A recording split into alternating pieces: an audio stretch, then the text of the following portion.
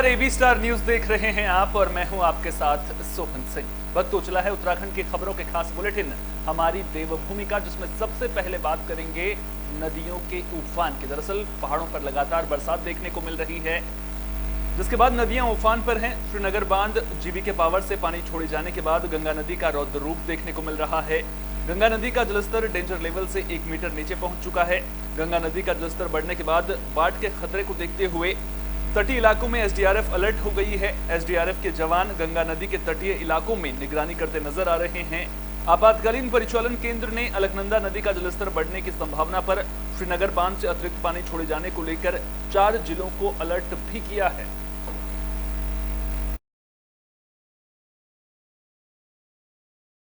हम लोगों की पूरे ऑल ओवर उत्तराखंड में, न केवल यहीं बल्कि हमारी पूरे ऑल ओवर उत्तराखंड में 47 टीमें हमारी हैं जो सारी अलर्ट मोड पर रखी हुई हैं और 40 पीएससी की जल पुलिस भी हमारे पास है जो अपनी राफ्ट के साथ यहाँ पे तैयार है। और साथ ही साथ जो हमारा प्रशासन की टीमें यहाँ पर हैं वो लगातार अलर्ट हैं और लगातार ही चेक कर रहे हैं पानी का जलस्तर कितना है। लोगों को अलर्ट किया जा तो उत्तराखंड में मॉनसून सीजन आफतकाल बन गया है। लगातार बरसात हो रही है, जिससे लोगों को परेशानियों का सामना करना पड़ रहा है। लगातार हो रही बरसात की वजह से जगह जगह पर सड़कें टूट गई हैं, रास्ते बंद हैं, जिन्हें खोलने का भी लगातार काम किया जा रहा है। बरसात की वजह से देहरादून के रायपुर के शांति विहार में 4 दुकानों और 4 मकानों के टूटने की खबर सामने आई है। गनीमत ये रही कि पुलिस ने पहले ही दुकान और मकान खाली करा लिए थे, वरना बड़ा हादसा भी हो सकता था। इस इलाके में बहने वाले नाले का जलस्तर बढ़ने के कारण लोगों के घरों में बरसाती पानी भी घुस गया है। मौसम विभाग की चेतावनी के बाद प्रशासन ने नदी नालों के किनारे रहने वाले लोगों से सुरक्षित जगहों पर जाने की अपील की है। ये पूरा इलाका काफी संवेदनशील बना हुआ है। अगर बारिश का सिलसिला जारी रहता है तो और भी कई मकान क्षतिग्रस्त हो सकते हैं।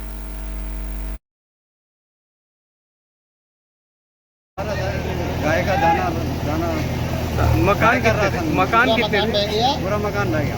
कितना मकान थे उसमें? 2 कमरे थे, एक ऊपर एक नीचे। अच्छा, किचन लैट्रिन बाथरूम सब। क्या कुछ कहेंगे प्रशासन से आप? प्रशासन से क्या कहना है सर?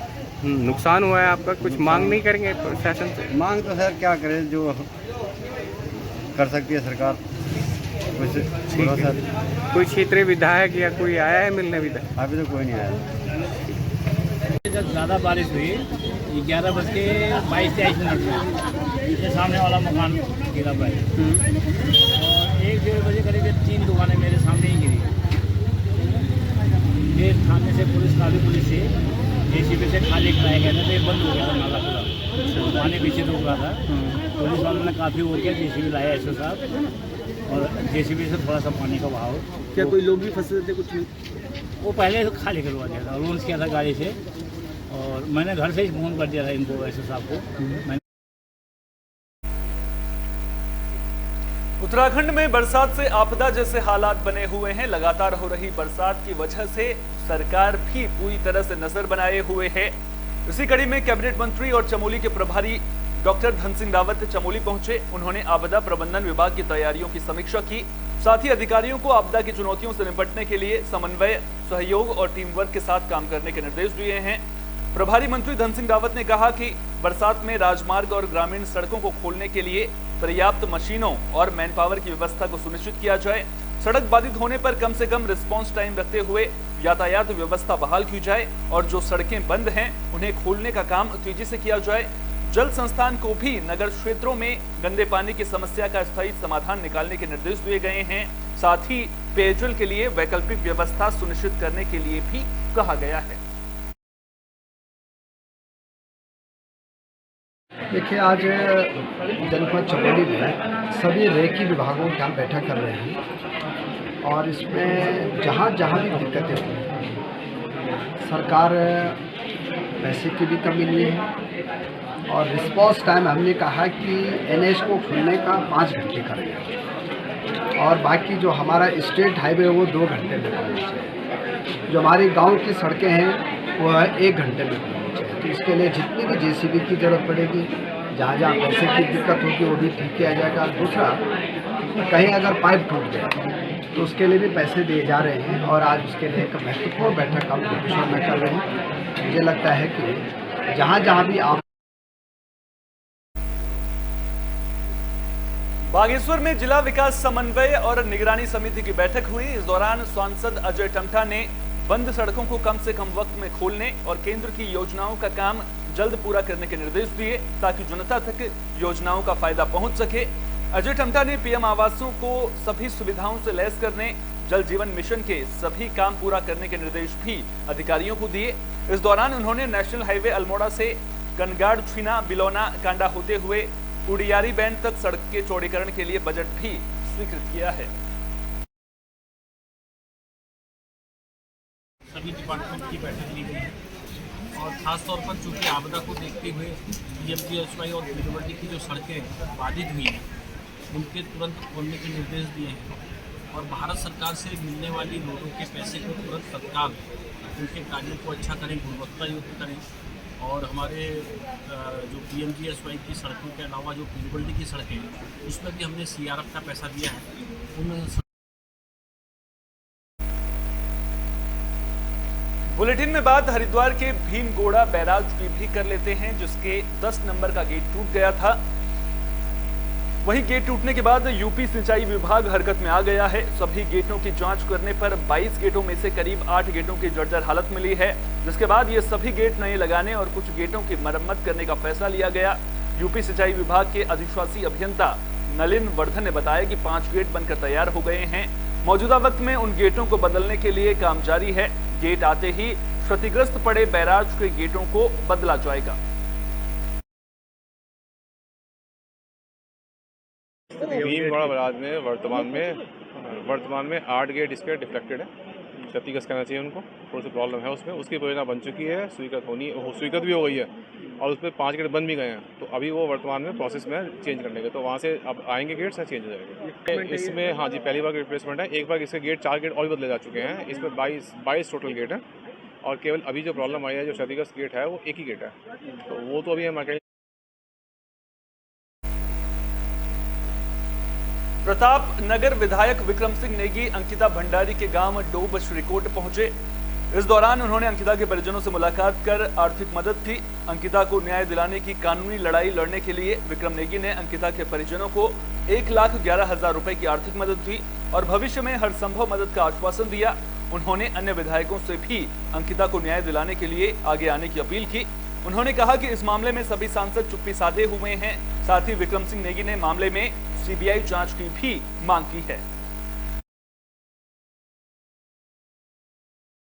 अंकिता भंडारी हत्याकांड पूरे उत्तराखंड के लिए एक ऐसा दुख का विषय है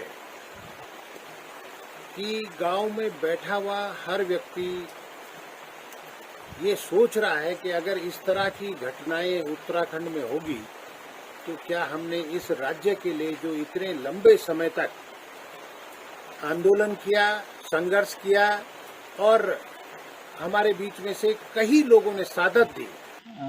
मैं विक्रम सिंह देवी जी का धन्यवाद करता हूँ, क्योंकि ऐसे उत्तराखंड के जो विधायक हैं, जो पहले विधायक हैं जो मेरे घर पे आए हैं और एक कानूनी लड़ाई लड़ने के लिए हमें 1,11,000 की एक आर्थिक मदद दी। और वो एक दूसरे विधायक हैं, इससे पहले एक उमेश कुमार जी 50,000 का जो है चेक मुझे दिया है।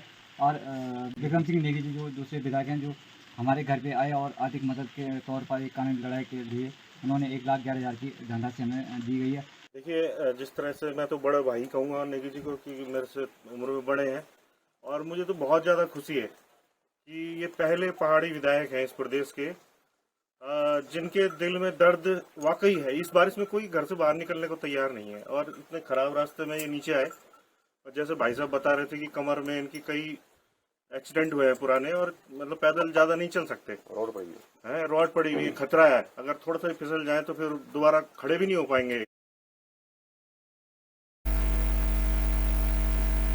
देहरादून में पिछले कुछ दिनों से रजिस्ट्रार ऑफिस में रिकॉर्ड्स के साथ छेड़खानी की शिकायतें मिल रही थी, जिसके बाद मुख्यमंत्री पुष्कर सिंह धामी रजिस्ट्रार ऑफिस का औचक निरीक्षण करने पहुंचे।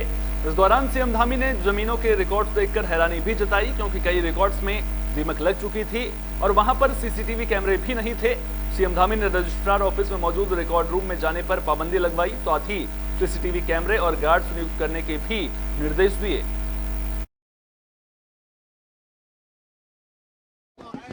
यहाँ पर जो रजिस्ट्री के डॉक्यूमेंट हैं, पुरानी रजिस्ट्रियाँ हैं, रिकॉर्ड हैं, वो सभी रिकॉर्डों को देखने के लिए और कुछ रिकॉर्डों में जहाँ कुछ गड़बड़ियाँ पाई गई हैं, उसका FIR भी हुई है और जो मानक हैं इसको रखे जाने के, इनको सुरक्षित रखे जाने के उसके निर्देश दिए हैं और जो कहीं गड़बड़ियाँ पाई गई हैं उन गड़बड़ियों की जांच के आदेश किए हैं।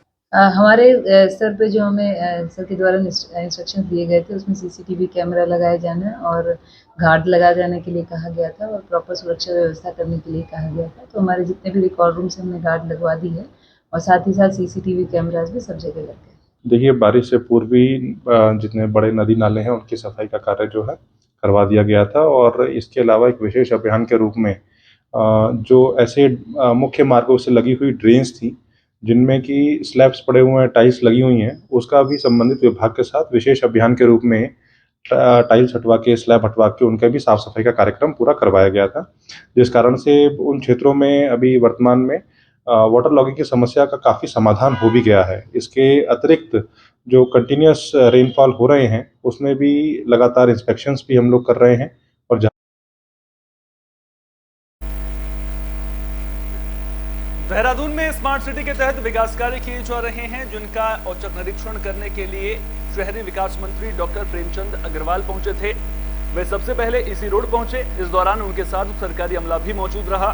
डॉक्टर प्रेमचंद अग्रवाल ने बताया कि कुछ काम पूरे हो चुके हैं और कुछ काम अभी पूरे होने बाकी हैं, लेकिन कई काम ऐसे भी हैं जिनमें सुरक्षा मानकों को दरकिनार किया जा रहा है, जिस पर उन्होंने नाराजगी जताई। प्रेमचंद अग्रवाल ने बताया कि बरसात की वजह से निर्माण कार्यों की रफ्तार धीमी पड़ी है। इस दौरान उन्होंने मौके पर मौजूद अधिकारियों को खुले गड्ढों में भरे बरसात के पानी की निकासी कर उन्हें भरने के आदेश दिए, साथ ही लापरवाही बरतने पर कार्रवाई की भी चेतावनी दी है। देखिए, जिस जगह पे मैं खड़ा हूँ इसे AC रोड बोलते हैं और यहाँ पे ड्रेनेज का, सड़क का, ये सब काम साथ साथ चल रहे हैं। काम जिस प्रकार से चल रहे हैं उसमें ये तो बात तो ठीक है, काम उसको थोड़ा सा अभी गति पकड़ रहा है, बारिश के कारण थोड़ा दिक्कतें आई हैं, लेकिन मेरा मानना व्यक्तिगत रूप से ये है कि सुरक्षात्मक दृष्टि से भी ये काम होने चाहिए थे। अब ऐसी स्थिति में जब इन्होंने काम पूरे नहीं किए सुरक्षात्मक दृष्टि से, वो मुझे थोड़ा लापरवाही दिख रही है। ऐसे में कोई अनहोनी घटना न हो जाती तो उसको लेके मैंने इनको बहुत कड़ाई से निर्देश दिए हैं। कम से कम बैरिकेडिंग लगे, जहाँ स्लैब पड़ने चाहिए वहाँ स्लैब पड़े। जो गड्ढे जिस प्रकार से मुझे दिख रहे हैं उसमें पानी।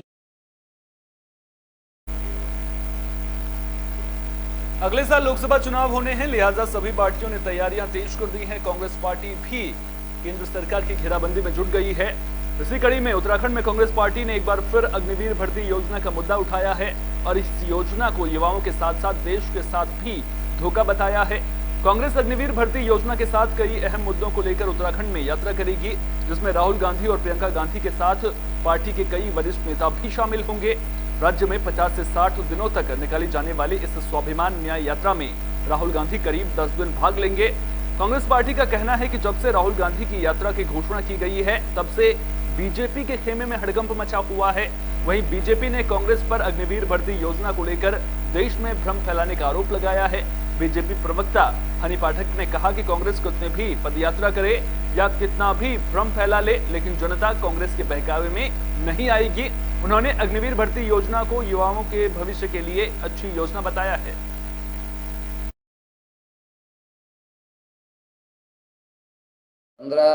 ये राहुल गांधी जी हमारी पदयात्रा में लगभग 10 दिन रहेंगे और अग्निवीर योजना को लेकर ये यात्रा है, क्योंकि इसकी दुश्वारियां हैं, देश की सीमाएं कमज़ोर हुई हैं, देश की सेना कमज़ोर हुई है और राहुल गांधी जी ने चिंता व्यक्त की इसको लेकर। उन्होंने कहा कि ये सैनिक बाहुल क्षेत्र है उत्तराखंड, यहाँ से हर परिवार से कोई ना कोई व्यक्ति फौज पे है और इसका दुष्प्रभाव हमारी इकोनॉमी में भी पड़ रहा है, राष्ट्र की सीमाओं में भी पड़ रहा है, गांव से इससे पलायन भी बढ़ेगा, इस बात की उनको चिंता है। और राहुल गांधी जी ने कहा है जो 50-60 दिन की आप यात्रा पदयात्रा उत्तराखंड में देखिए, इनके पद यात्रा के लिए तो सबसे बड़ी बात यह है कि 2-4 कदम जो चल ना सके, रफ्तार की बातें करते हैं, पायल का जिनको पता नहीं झनकार की बातें करते हैं। चाहे कितनी भी पद यात्रा कर लें, चाहे कितनी भी भ्रामक अफवाहें फैला दे देश में, लेकिन जो ये अग्निवीर की योजना है, ये युवाओं के प्रति जोश में भरने वाली योजना है, युवाओं के भविष्य के लिए अच्छी योजना है, इससे युवाओं के भविष्य का उज्ज्वल रहेगा।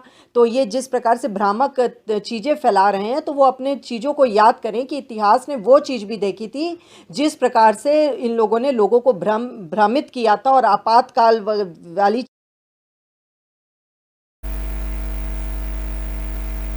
देहरादून में एसटीएफ की टीम को बड़ी कामयाबी मिली है। एसटीएफ ने 1 लाख के इनामी बदमाश फुरकान को गिरफ्तार कर लिया है। दरअसल लक्सर में पिछले साल 16 अक्टूबर को 5 बदमाशों ने पुलिस की चीता टीम पर फायरिंग की थी, जिसमें 2 पुलिसकर्मी घायल हो गए थे। 4 बदमाशों को पुलिस और एसटीएफ ने पहले ही गिरफ्तार कर लिया था। वारदात में शामिल 5वें बदमाश फुरकान पर 1 लाख रुपए का इनाम घोषित किया गया था, जिसे देहरादून के विकासनगर के कुंजा गांव से गिरफ्तार कर लिया गया है। अक्टूबर 2022 में लक्सर थाना क्षेत्र में एक घटना हुई थी, जिसमें कि कुछ बदमाशों के द्वारा जो चीता पुलिसकर्मी थे उनके ऊपर फायर किया था, जिसमें 2 कांस्टेबल्स हमारे घायल हुए थे। तो उस घटना में 5 जो अपराधी थे वो लोग संलिप्त थे, जिसमें से 3 को उस समय पर कुछ घटना के कुछ दिनों बाद ही गिरफ्तार कर लिया गया था। 2 लोग थे जावेद और फुरकान, जो एब्सकॉन्डिंग चल रहे थे। तो 15 दिन पूर्व ही इसमें से फुरकान को, जिस पर 1 लाख रुपए का इनाम था, एसटीएफ की टीम के द्वारा बिहार से गिरफ्तार किया गया था। अब इसमें जो बचा हुआ था 1 लाख का इनामी जावेद, इसको भी इस बुलेटिन में मेरे साथ इतना ही। देश दुनिया की तमाम अहम खबरों के लिए बने रहिए AB स्टार न्यूज के साथ। फिलहाल दीजिए इजाजत, नमस्कार।